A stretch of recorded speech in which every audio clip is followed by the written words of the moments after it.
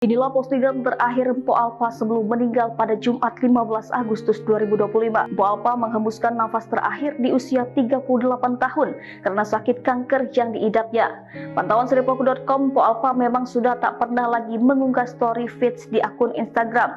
Postingan terakhir Mpo Alpha ketika masih membawakan acara FYP Trans 7 bersama Raffi Ahmad dan Irfan Hakim. Dalam video tersebut, Raffi Ahmad memvideokan kebahagiaan bersama Mpo Alpha. Senyum Mpo Alpha tampak begitu bahagia bersama kedua rekan satu acaranya. Tak ada yang tahu jika itu adalah momen terakhir yang diunggah di akun Instagramnya. Postingan terakhir di bulan Juli itu pun mendapat banyak komentar dari netizen. Banyak netizen yang kaget dan memberikan doa terbaik untuk Mpo Alpha. Diketahui soal kabar penyakit Mpo Alpha yang sengaja disembunyikan, Irfan Hakim dan Raffi Ahmad mengaku sengaja melakukan hal itu. Hal itu tak lain lantaran permintaan dari Mpo Alpha sendiri yang ingin selalu tampil ceria saat bekerja. Diakui Irfan, Mpo Alpha sering merasa kesakitan, namun saat kamera menyala ia selalu menutupi rasa sakitnya.